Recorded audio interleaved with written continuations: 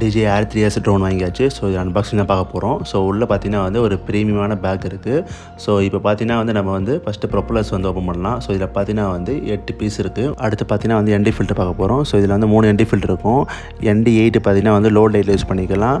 ND32 ND120 பார்த்தீங்கன்னா வந்து நம்ம ஹை லைட்டில், அதாவது நம்ம சன்லைட்டில் யூஸ் பண்ணிக்கலாம். ஸோ அடுத்து பார்த்தீங்கன்னா வந்து RC2 கண்ட்ரோலர். ஸோ இதில் வந்து பார்த்தீங்கன்னா இன்பில்டாக வந்து உங்களுக்கு வந்து டிஸ்பிளே கொடுத்துருவாங்க. ஸோ இது உங்களுக்கு ஒரு பெரிய அட்வான்டேஜ் உங்களுக்கு. ஸோ நெக்ஸ்ட்டு பார்த்தீங்கன்னா வந்து பேட்டரி கொடுத்துருக்காங்க. இது காம்போ பேக்குனால வந்து உங்களுக்கு வந்து 3 பேட்டரி வரும். ப்ளஸ் வந்து சார்ஜிங் அப்பும் வந்துடும் உங்களுக்கு.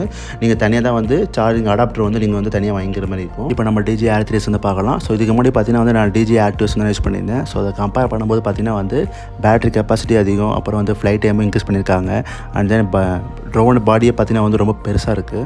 அப்படியே மேலே பார்த்தீங்கன்னா வந்து ஜிப்பில் வந்து Type-C to Type-C கேபிள் வச்சுருக்காங்க. ஸோ ஸ்டிக்கர்ஸ் வச்சுருக்காங்க கூடவே. அப்புறம் வந்து ட்ரோன் இன்ஃபர்மேஷன்ஸ், அப்புறம் எப்படிலாம் வந்து ஹேண்டில் பண்ணுறோம் அப்படின்றது எல்லாமே வந்து இதில் கொடுத்துருக்காங்க.